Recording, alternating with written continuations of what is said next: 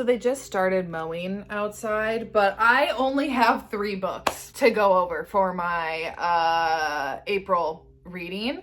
I totally thought that I read at least one more. I thought that I at least read 4. No, I read 3.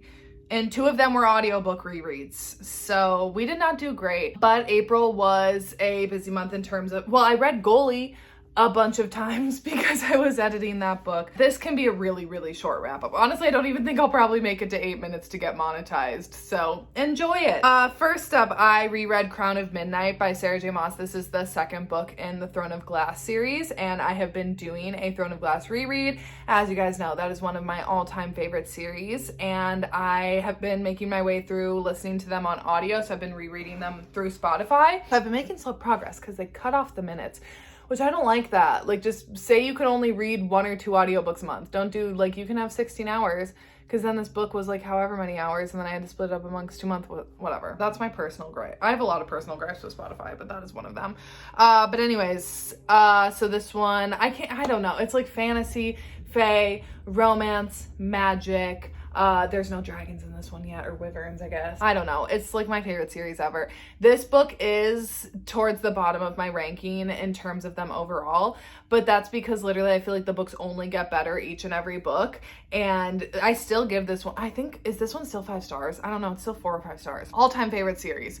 Clearly, okay? But Crown of Midnight is not my personal favorite book because, like I said, they do only get better. Then this is the only new book that I read this month, and it was one of my most highly anticipated releases of this year, and that is Kiss the Villain by Rena Kent. This is a dark professor-student MM romance following Caden and Gareth. I was like, wait, why can't I remember his name? So it is a Legacy of Gods spin-off book. I think like the experience would obviously be the richest if you've read the Legacy of God series, but you could still just pick this one up. Gareth is the brother of Killian, who is the hero in God of Malice, and then you do see certain scenes play out from Gareth's POV that you saw in like God of Fury, which is book 5, and you do obviously get to see some of the couples and some of the side characters from the other books in this one, just because they are like all taking place in the same universe.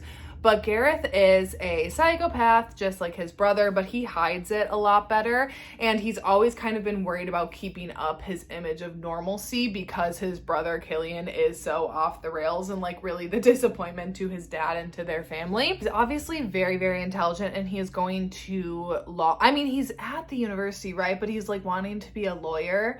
And then one night at a party, so he's trying to get some revenge. He's a part of this secret society, like there are these couple secret society clubs run, and what are they? Oh my God, what is their little club called with all their little masks that they have on? Why am I completely blanking on that? What is their club called? Or club? That makes it sound like a recreational activity. You know, this is like secret society shit. I forget, whatever. He's a part of that. Oh, the Heathens. And they have this rivalry with another, secret society. And because Gareth has mafia ties, there's rivalries, bad blood, whatever. And one night he has a plan to get some revenge on Julian, who is like a rival member. And when he is at this party, he goes to like enact that revenge, but then he ends up getting stopped in the moment by this mysterious man in a mask. And he's like, who are you? Whatever. They end up having a little bit of an encounter. It's dark, okay? It's messed up. And then afterwards, when he goes to class, then he ends up learning that that man that he had that encounter with is now also his new law professor, and that is Caden. And Caden, he has a complete like past and backstory that you don't really know about, but obviously over the course of the book, you end up finding it out. He also has some ties to some shady stuff, definitely like a history of grudges and revenge that he has had to seek out for himself, and he is now a professor at this university. Basically, he starts to make his life hell in class and kind of like embarrassing Gareth, and Gareth is like, oh, you're not gonna do that to me, like I'm super smart, I'm the best, like you can't do that to me. And anyways, Gareth ends up starting to stalk Caden, and then they end up, they like hate each other, but they like hooking up with each other. And then over the course of the book, that hate turns to like love, but like reluctant love, and like neither of them really like know what they're doing, and obviously it's forbidden. I will say they don't really care about being student teacher. Out of everything else that they have going on, being student teacher is like the last of their they're like it doesn't really actually matter that we're like crossing lines and like the contract and code of conduct, whatever. They're not really that worried about that. They got a lot of other stuff to worry about.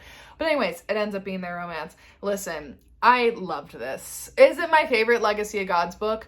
No, but I also didn't expect that it would be God of Wrath, because God of Wrath is like a top 10 book of all time of mine. I really loved I really wanted this story when they were side characters, because obviously I love student teacher. I will say I loved getting it. Yes, it's definitely darker than I'd say a lot of the Legacy of Gods books.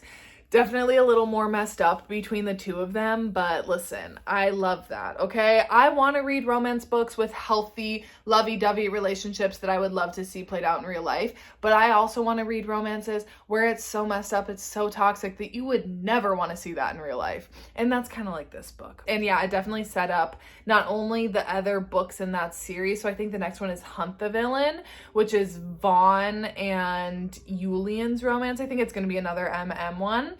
And so I really liked the setup of that, but then also I just loved like Gareth and Caden's relationship, and it was just so dark and twisty.